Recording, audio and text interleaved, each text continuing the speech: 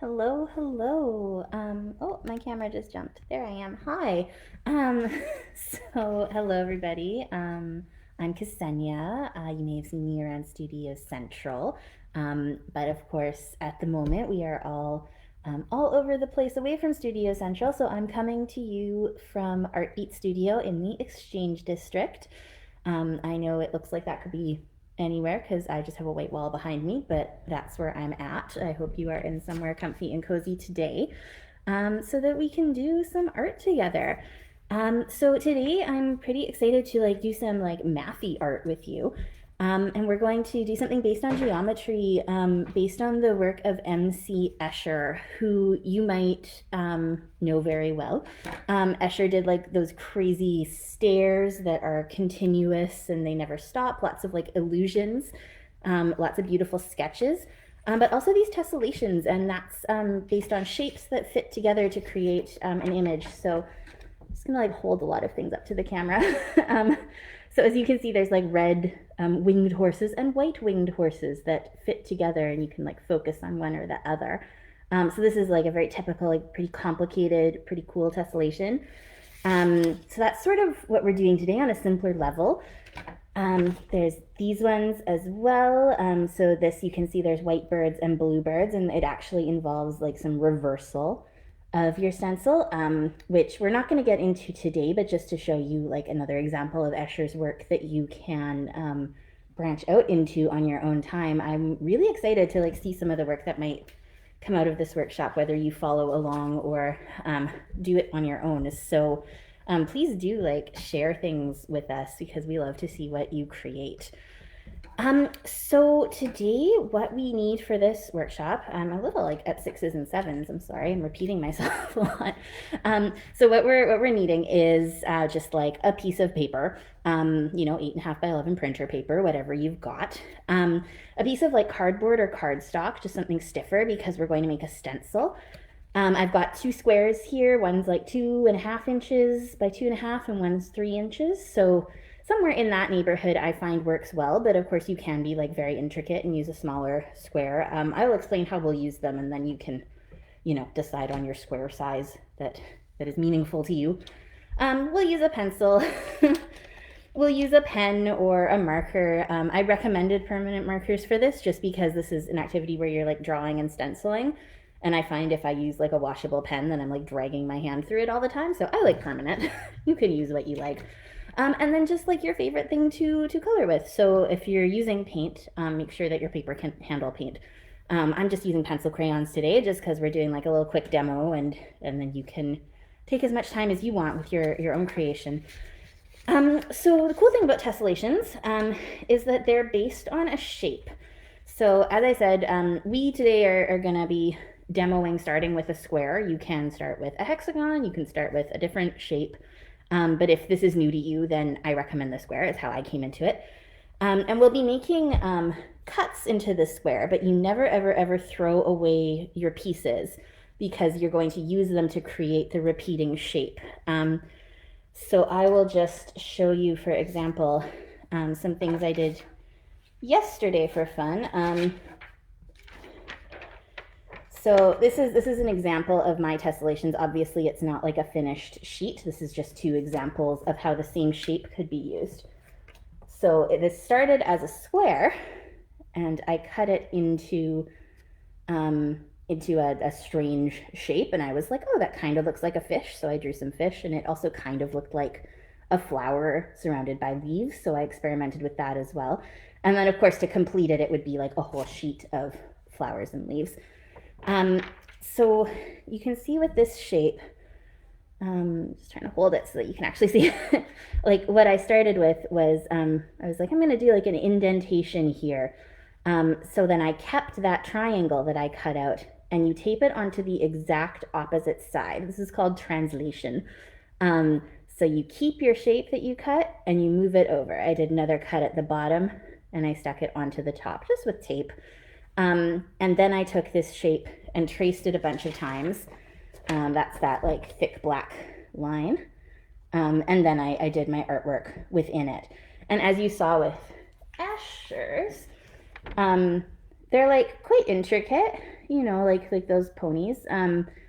And the line work in them is very stylized. So you can absolutely use your own style within the tessellation, which is part of why I really love this workshop and was excited to explore it.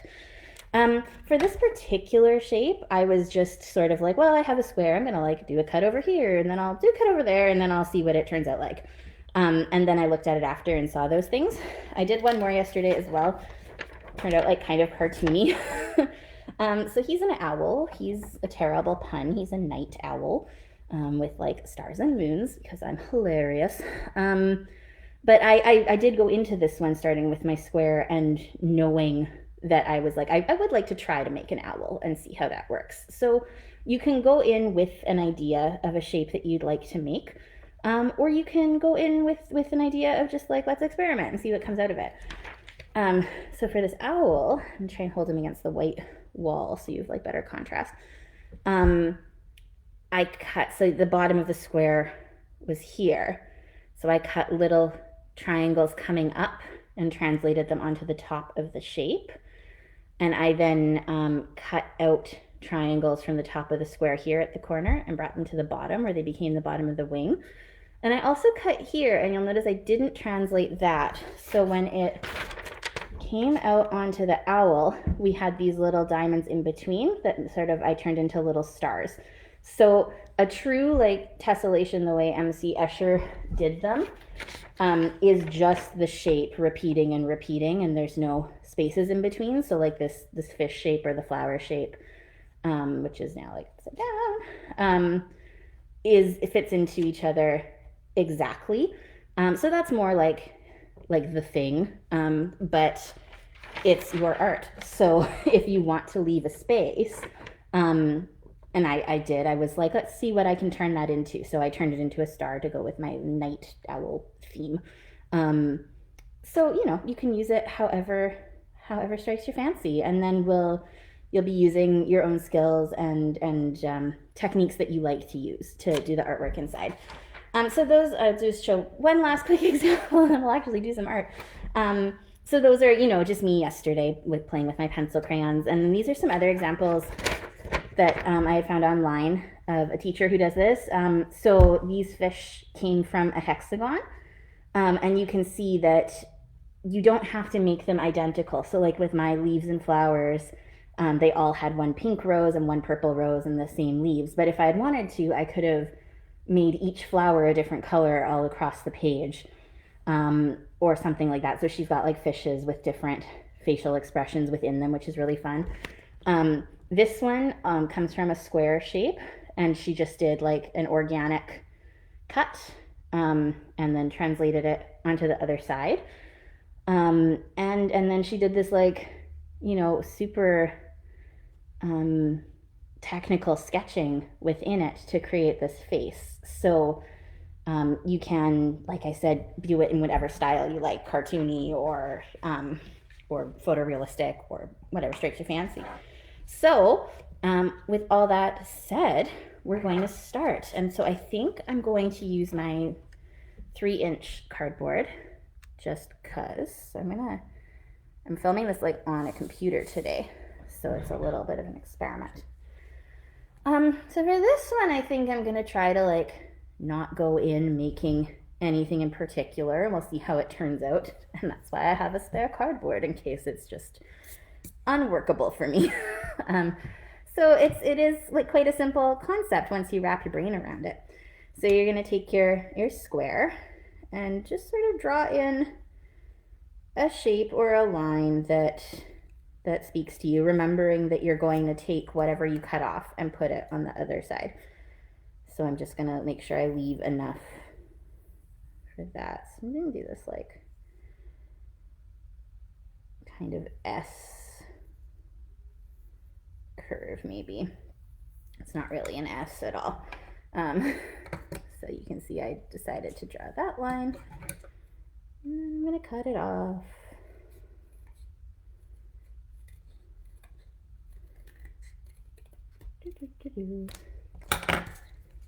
Kind of thing where it's like nice to have music playing or something, make it meditative. Tape, oh there, tape, just regular Scotch tape for me. But the other nice thing about this is that this is just like a stencil, so it doesn't matter how it looks. You're gonna just stick it together with whatever you got. And I'm just gonna make sure that that's like quite stuck. Okay, now what do I want to do? Maybe something. And of course, once you've taped your piece on, there's nothing saying that I can't cut into this again and move it over. If you know, I so desired. I'm gonna try and like do another funky shape. Pencil doesn't show up super great for you watching in the camera, so apologize. That's maybe not as fun to watch. But you're probably doing your own thing right now and not necessarily watching what I cut out, so it's not a big deal. And again, you translate it to as exact as you can. I mean, like if I really wanted to, I could measure that this is like oh gosh, 12 millimeters from the edge, which is like a little silly. I don't really need to do that. Once you add the width of a marker line as you trace your shape or whatever, it's not going to be as exact anyway.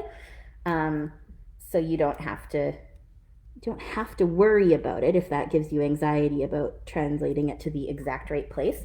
But if it provides you with some calmness to know that it is exact, then you should totally measure it. And the nice thing is it's just a 3-inch square, so it's not like it's going to be a ton of work to make that happen. And I'm going to do another line here. I have really got my work cut out for me turning this into something after. So that went there. And it came down to about there.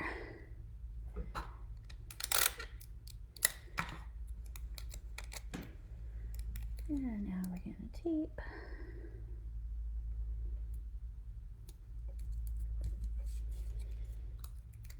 Yeah.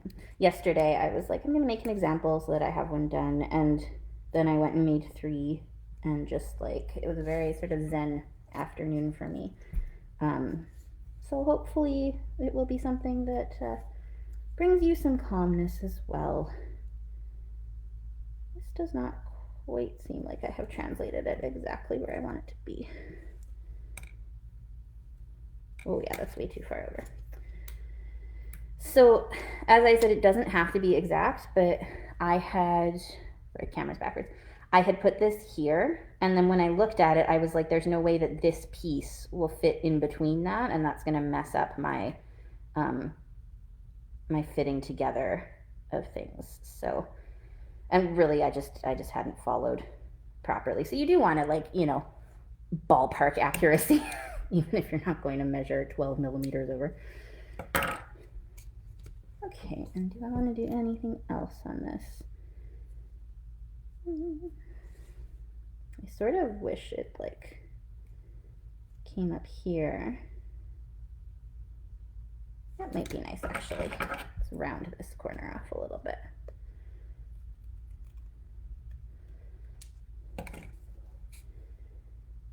So this went, go that way, yes. It's gonna come up that way.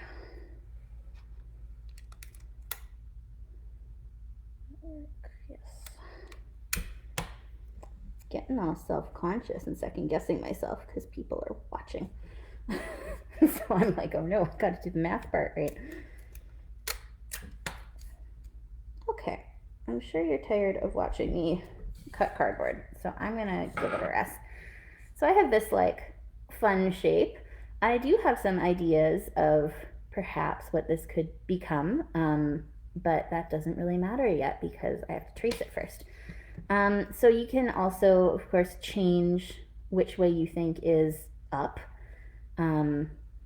with your shape as you trace it, and you can always trace it and then turn your paper around too. So that's up to you. So this is a bigger one, as I said, so I'm not going to fit as many onto my paper. When you actually, like if you're composing this as a finished piece, you might want to, decide like I'm going to fit, because this is about over 3 inches tall now.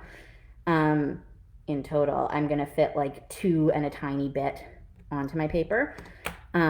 So, if I was really concerned about it, I might be like, well, I want 1 row that goes right across the middle and then 2 that are 2/3, or I could put it at the top and do 2 and then have a bit hanging off at the bottom. Again, like for this moment, if you're just like playing and practicing, is not something to stress about. But, if you're deciding to create a masterpiece or you're doing a tessellation for a gift or something, then your composition is something you might want to be considering. So I don't really have very many straight edges left. I find it helpful to line up a straight edge with a straight edge of the paper, just so that I know that it's not crooked. And again, like worst case scenario, if it's crooked, then your tessellations is going to slant up a little bit as you go. But I mean, these guys slant on purpose and they look great. So don't worry about a little slant. But I am going to bring this down to the corner just so that I can be sure that I have a straight edge, because I think it's going to make my life easier.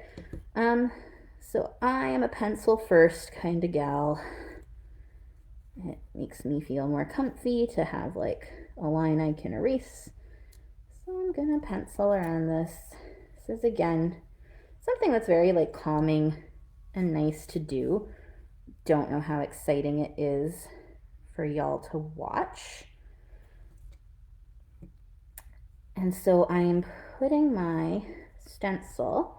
And this is why I recommended using cardstock or cardboard for this, just because of the ease of stenciling. But of course, if this is paper, like, you just have to work a little harder. It's not a big deal. So I'm just like nestling it right up to its neighbor.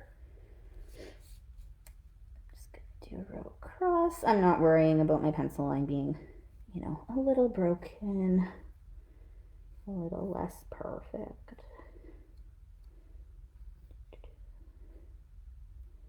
There's like a little piece of tape there that's kind of driving me bananas. I'm just gonna do 3 across because we're just demoing. And then you go up. So in theory, right, if you have eyeballed or measured, in theory, the bottom, what I'm using as the bottom, should just like nestle right in to this one. And it's pretty good. It's like a teensy bit off because I only measured the placement of one of those little points at the bottom. So it's great. It's really, you're just getting like a great view of my hand blocking the tracing. Apologies. But it's actually like working out pretty well. This is a little weird. I'm not sure what that gap is from. So that's a ever so slight error in my measurement judgment.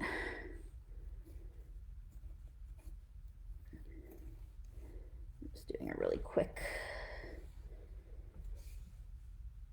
go through.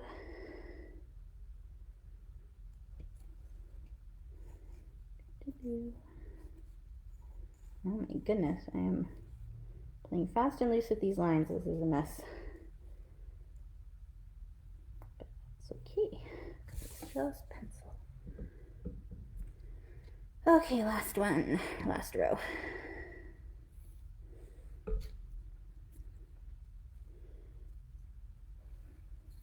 I am realizing I'm using cardboard that's like slick on one side, and yesterday I used the same cardboard, but I kept this brown side to the paper, and I didn't have this like slipping problem. So know your materials, folks. Okay, so that's like a very, it's a little messy, but that's okay. That's my shapes, and I, can still always turn my paper around. I'm going to use a fine point Sharpie. So it's like a little thicker. Sometimes I find that to be too much for my art, but partly just for demonstration purposes, it's, I think, not such a bad thing to have a thicker line.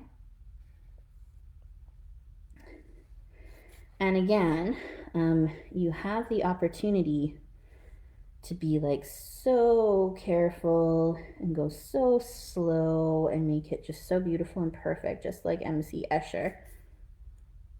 I feel like doing that would be really fulfilling and really calming and a great way to spend an afternoon.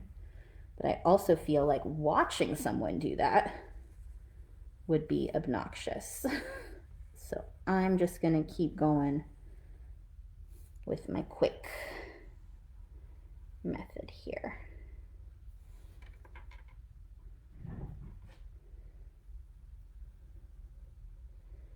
Oh, Miss Marissa has a comment. Oh, she's made hers difficult and it's going to be a while.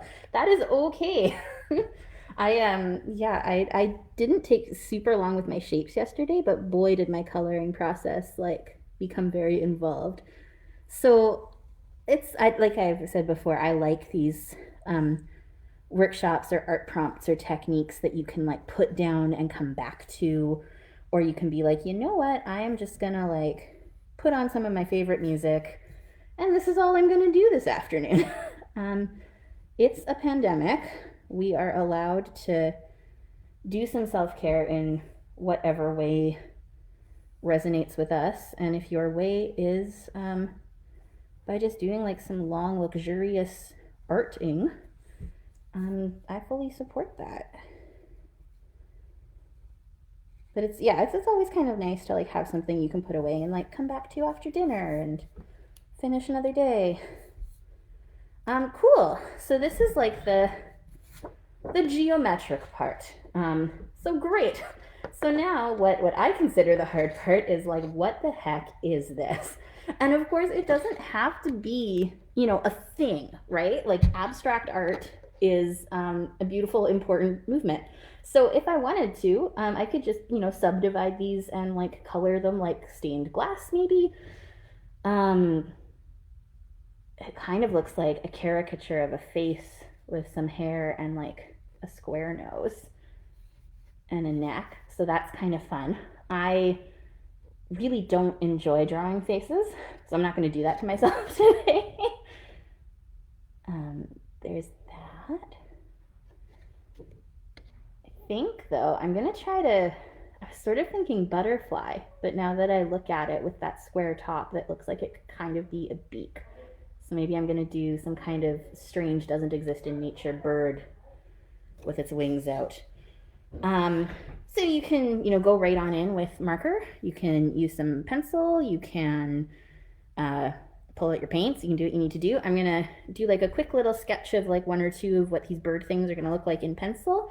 And then I'll, maybe start to color one a little bit, and then I'll leave you to it. So I'm just going to keep chatting at you and drawing some bird things, I guess. So here we go. Yeah, this point like makes it look like a beak to me. So an eye.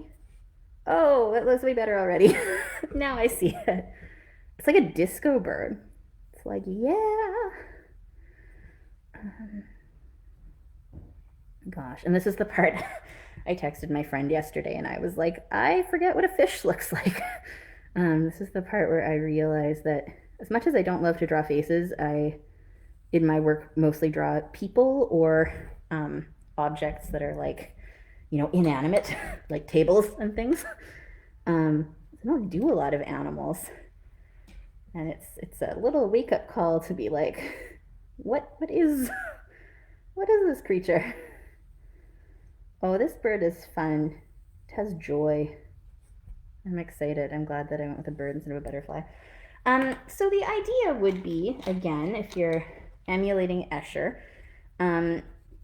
to make your drawings within the same as well. Like, again, with the horses, like that is the exact same horse all the time.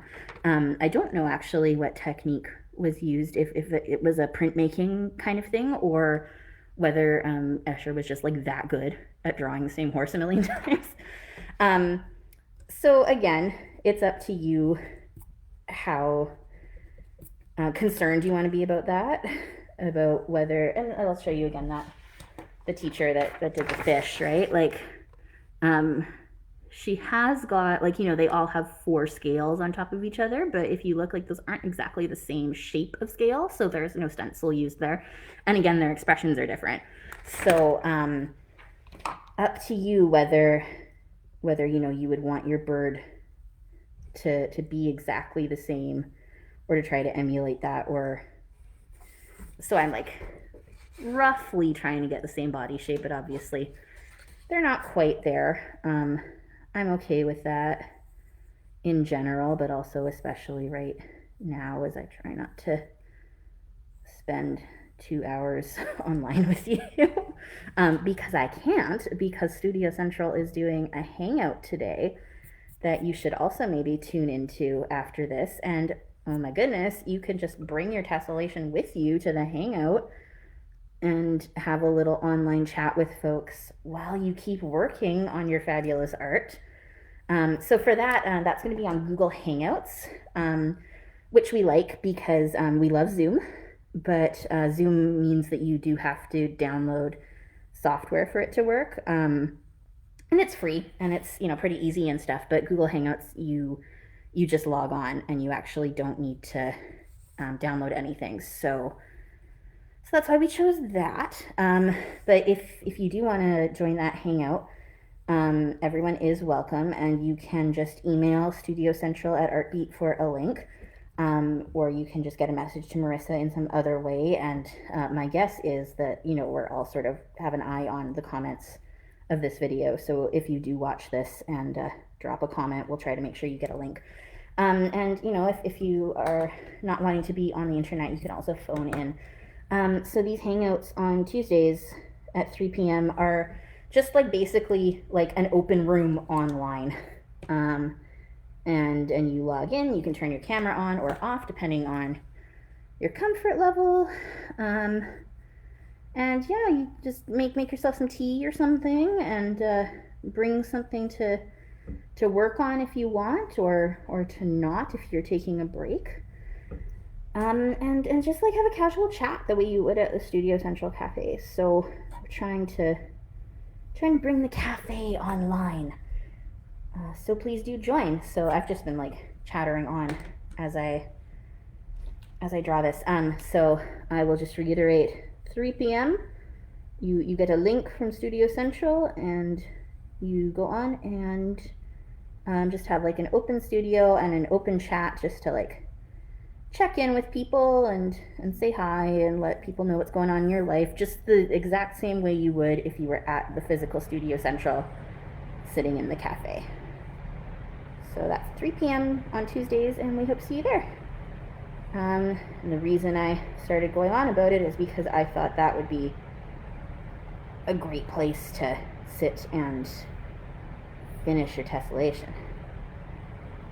So I am using my thick pen again, starting to think that perhaps a thinner one for this inner bit might have been better, because now, because it's all black and white, the birds start to look less distinctive now because I've made all the lines equal weight.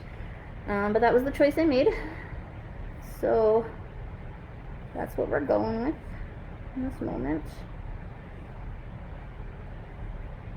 I like this bird. I like their attitude. I wonder if, I'm also sort of imagining these as like the little feet. So maybe I'll just do some quick little feet. Yeah, regretting this thick pen for the internal lines. But my thing is, I like things to be cohesive, so if I've started with the thick pen, I'm finished with the thick pen. And that's experimentation. And that's what we do. Okay, cool. I might, I'm trying to think if I want to do like a little design.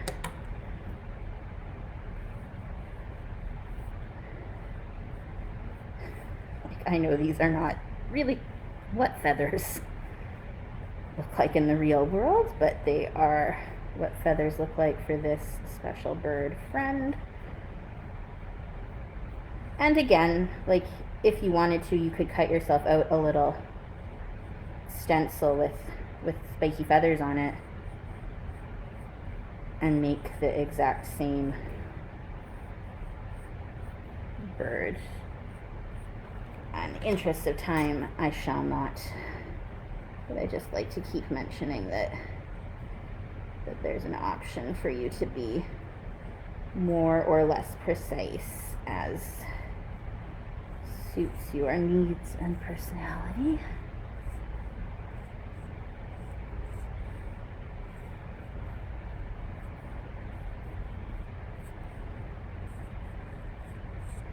And the other thing about these is, because of course we did bring materials to media to color them with, I seem to have fallen into a pattern when I play with this technique of subdividing it a fair bit and like putting in these extra lines. Seems to be what my brain wants out of the project. I know that there would be feathers up there as well. I'm just going to skip it for the moment. But you could also, you know, just trace your shape in your light pen line. I do recommend defining like the larger shape just so that people can understand the tessellationness of it better.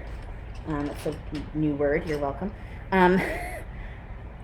But like, so I've, you know, subdivided by drawing the little feet and whatever, but you might not. You might just use your paint or your color to do those internal divisions or do whatever you need and not be concerned with doing all those lines within. That's just sort of something that works for me in this moment. I'm gonna make this bird a lot of colors. I'm gonna do some of my favorites. I'm a sucker for a good teal, a good green blue. And I don't know if, oh, maybe I want a colored beak there, so I shouldn't have colored that. I don't know if this one has made it up onto YouTube yet. So as you know, or maybe you don't know and you're learning now, Studio Central did a bunch of online workshops in the spring when Winnipeg was shut down due to COVID.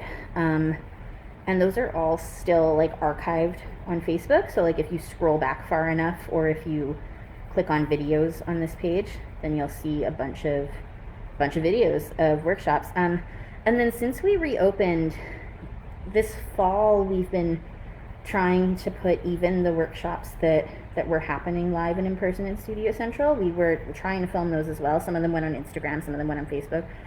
And we're doing the best we can to like bring those workshops over to YouTube as well on the Artbeat creative community, so that you can access them whenever. So we, you know, are a small team who have many things to work on besides downloading and re-uploading videos. So we are trying, but not everything is needed over there yet. But all these new ones, like this one from today, will move over to YouTube. So anything that's happened in the last couple of weeks is sort of popping up on YouTube the same day, which is great. Anyway, the reason I started talking about that was that earlier this fall, Marissa taught a really fun workshop on different techniques with colored pencils, and we did some burnishing and blending and all sorts of lovely things. So I just mentioned that because I pulled out my colored pencils and I'm just like, you know, straight up just trying to get some color on the page.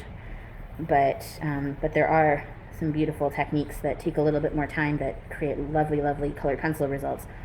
And those may or may not have made it onto the YouTube yet, but if they haven't, we'll work on it.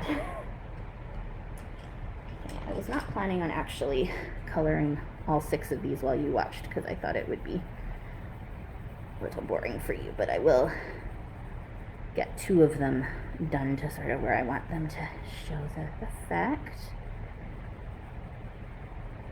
Yeah, so burnishing involves pressing a lot harder than I am now until you get like that shiny effect, because the pencil crayons and different brands are a little bit different, but colored pencils or pencil crayons have like a little bit of a waxy finish. So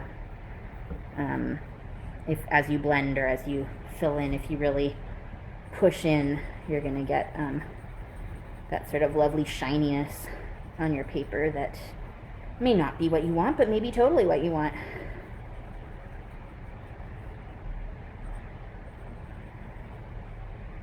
Okay, so annoyed at myself that I didn't leave a beak.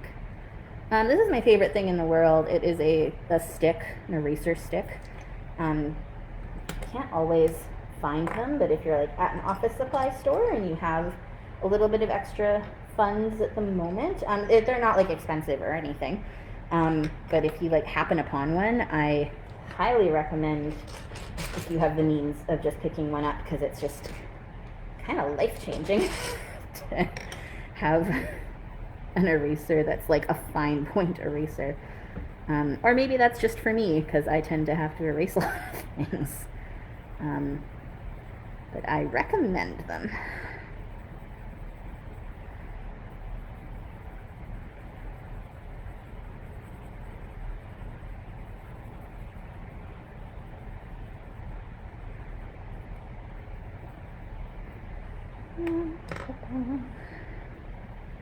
Part where I start overthinking it. This is actually sort of why I spent several hours coloring yesterday afternoon, was not only because I was enjoying it and because coloring takes time, but it was mostly because I kept having trouble settling on what color I was gonna deal with.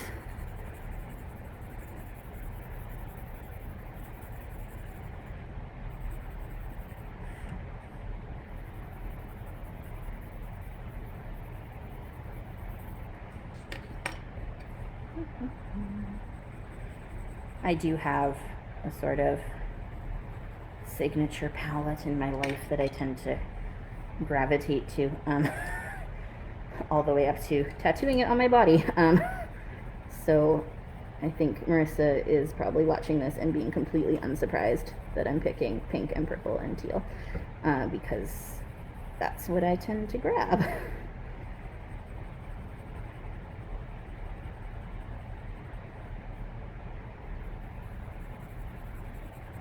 Also realizing I have a pencil sharpener like buried in that pencil case somewhere, but I don't know where, so my palette in this moment may also be driven by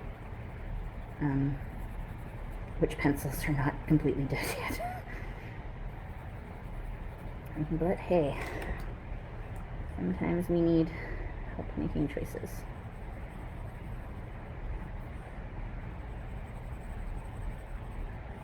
Sure, there are people watching this being like, Ksenia, that is not how birds' wings work at all.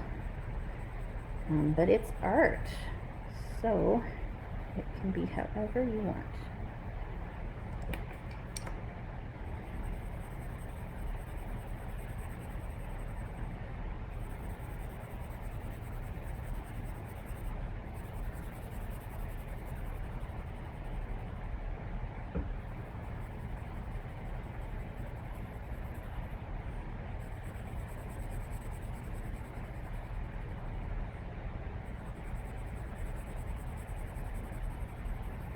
Nothing like the scritchy pencil noise. I hope that doesn't bother anyone. I find it quite enjoyable, actually.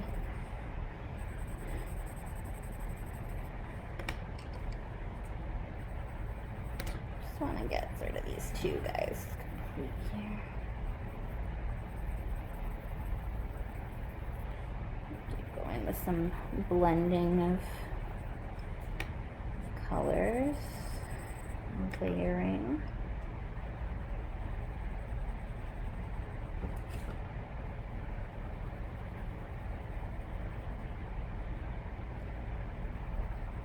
The other thing that is kind of nice about permanent marker is that, like, you know, this wing is purple and this wing is going to be purple.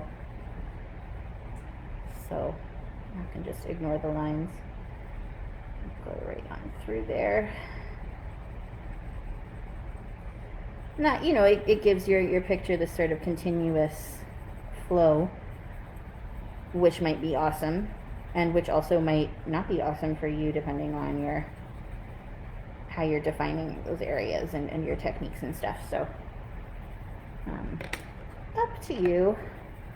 But I just like to say out loud that it's okay to color outside the lines, because the lines are so bold here that no one will know.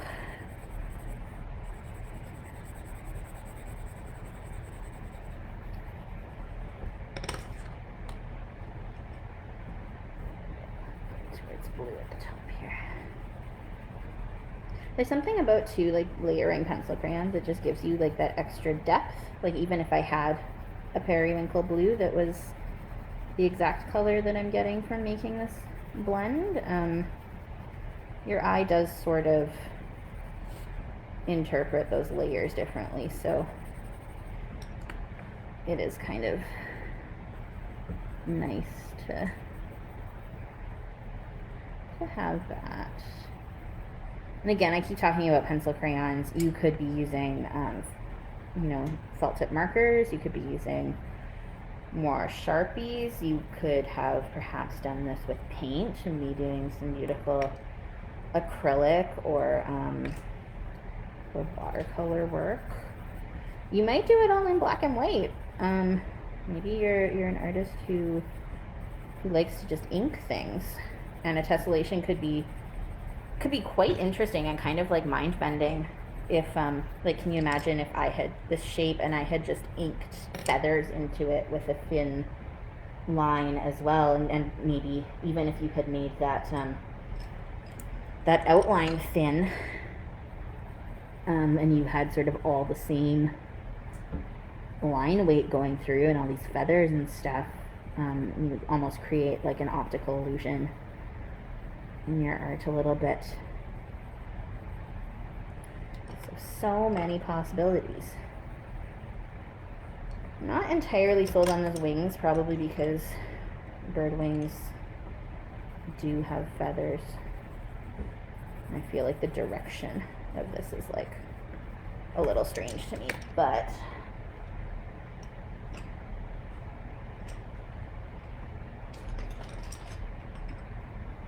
this orange looks like, that's kind of cute. Give them a wide orange beak. Sort of blend that in there. Cool, and then some little feet. So my decision now is if I wanted to use the same orange for the beak, which is as the feet, which is what I was thinking originally, then I would also have that orange right here and here, right? Because those are the feet from the bird above. So I think I'm going to change it just so that I don't have all that next to each other. So I didn't need to fill those in, but it's just for my own green. Yeah, and these like sunny yellow feet in there. Cool. Well, this has been a lot of watching me pencil crayon. So, and we have been going for 43 minutes. So I am going to leave you, but this is, where I've got to with my tessellation, and certainly something that I can keep playing with and, could define further and do more with. This was really fun, actually, to see how this one came out. So, as we said, this was one where I was like, I have a square and I don't know what it will become, and this bird completely surprised me. But you can also plan ahead. It really is a like choose your own adventure kind of technique. If you do make a tessellation, like I said, I would really, really love to see it. You can send them to us. You can post them on Facebook or on Instagram. If you tag us and stuff, we do check it. So show us your tessellations. I hope you all have a wonderful time. Please do consider joining the Studio Central meetup in 1 hour, and stay well, stay home, stay safe. Bye.